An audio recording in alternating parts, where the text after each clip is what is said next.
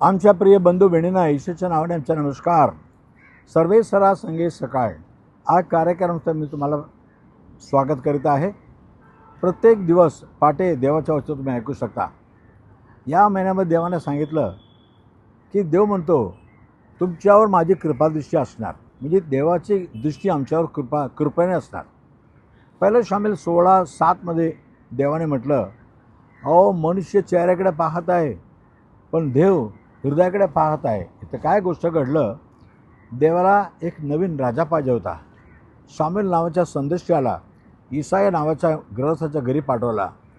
त्याच्या घरी 8 मुलं होते, पण शामिल म्हटला सगळेजण आपल्या स्वतःला पवित्र करा आणि या असं म्हटला.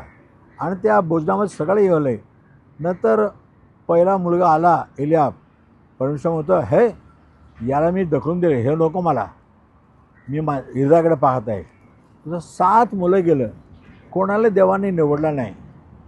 तर सामुएल संदेष्ट म्हणतो, यापैकी कोणाला देवाने निवडला नाही, आणखीन मुलगा आहे का? हो, शेवटचा एक मुलगा आहे, लहान आहे, तो जंगलामध्ये आहे, त्या बेड्यांच्या रखवाली करत आहे. अहो त्याला बोलवा, तो आल्याशिवाय मी जेवणार नाही. त्याला बोलवलं.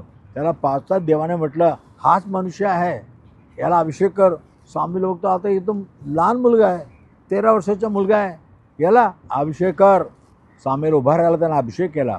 आणि त्या दिवसापासून देवाचा आत्मा दाऊदावर आला आणि नंतर हा दाऊद मोठा राजा झाला. आणि या दाऊदच्या वंशामध्ये, यहुदी वंशामध्ये येशू ख्रिस्त जन्मला 2000 सालीपूर्वी. तसं येशू ख्रिस्त पण तो तुमच्या मनाकडे पाहतो. तो स्वतः स्वर्गातून खाली उतरून का आला, की मानवाला सर्व पापाच्या बंधनात सुटकारा द्यावा, तुमच्या माझ्या सुटकारा व्हावा म्हणून येशूने वधस्तंभावर स्वतःला केलेला दिला, स्वतःला बलिदान केला.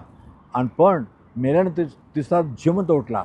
आज मी जिवंत परमेश्वर आहे. तुमच्या मनाकडे पाय आहे, तुमच्या मनामध्ये काय काय चाललं आहे, काय काय तू विचार करत आहे, सर्व तर ठाऊक आहे. पण तुमच्या मनाप्रमाणे पाहून आणि देवाच्या मनाप्रमाणे तुम्हाला आशीर्वाद देणार. चल प्रार्थना करूया. प्रिय परमेश्वरा, प्रत्येकाच्या हृदयाकडे पाहत आहे प्रभू, तसं आम्ही विश्वासाने तुला पाहत आहे प्रभू. त्यांना पाहणारा परमेश्वर, त्यांना सर्व संकट काय, कष्ट काय, कुठल्या पापामध्ये फसला आहे, हे सर्व तो बघत आहे प्रभू.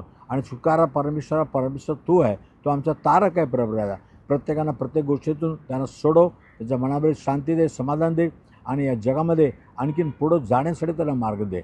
येशूच्या नावाने मागितो पण आहे प्रभू राजा. आमीन आमीन. God bless you. देव तुम्हाला आशीर्वाद करो.